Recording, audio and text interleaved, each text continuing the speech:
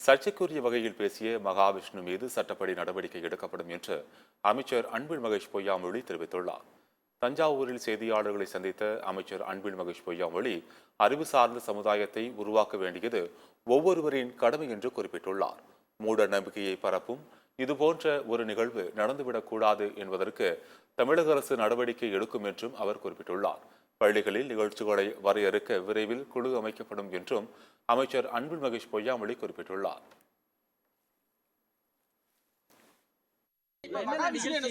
இவர் மேல எந்த தப்பு இல்ல அப்படின்ற மாதிரி சொல்லியிருக்காரு. என் மேல எந்த தப்பு கிடையாது. அமைச்சர் வந்து அபாண்டமா சொல்றாங்க. அதை மாற்றுத்திறனாளிகள் சங்கத்தை சார்ந்தவங்க ஒரு பெரிய ஒரு அவமானப்படுத்தி இருக்கிறார்கள் அளவுக்கு ஒரு புகாரை அளித்திருக்கிறார்கள். அது இனிமேட்டு போலீஸும் மாற்றுத்திறனாளிக்காரங்க யார் அதுக்கான கம்ப்ளைண்ட் கொடுத்துருக்காங்க அவங்க சேர்ந்து அவர் மேல தப்பா இல்லையா அப்படிங்கிறது எந்த விதமான நடவடிக்கை சட்டம் தன் கடமையை செய்கிறது.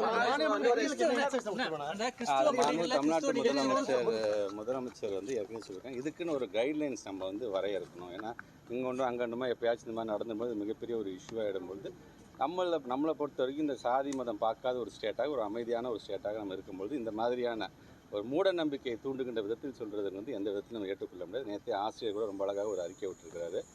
நம்முடைய நம்முடைய கான்ஸ்டியூஷன்லேயே அது சொல்லியிருக்கு. 51 AH பிரிவிலே சொல்லியிருக்கின்றது. ஒரு அறிவு சார்ந்த சமுதாயத்தை நாம் உருவாக்க வேண்டியது நம்ம மிகப்பெரிய கடமை. ஒவ்வொரு குடிமகனும் அறிவு சார்ந்து சிந்திக்க வேண்டும் அப்படிங்கிறது நம்முடைய கான்ஸ்டியூஷன்லேயே இருக்கிறது. ஆக அதை பின்பற்றி தான் இது போன்ற ஒரு இது வரக்கூடாது என்பதற்காக தமிழ்நாட்டு முதலமைச்சர் அமெரிக்காவில் பல்வேறு பணிகள் முதலீடுகள் ஈர்க்கின்ற பணியாக இருந்தாலும் இங்கே இந்த மாதிரி ஒரு சர்ச்சை வருகின்ற அடுத்த நிமிஷம் அவர்கிட்ட ஒரு அறிக்கை வருகின்றது.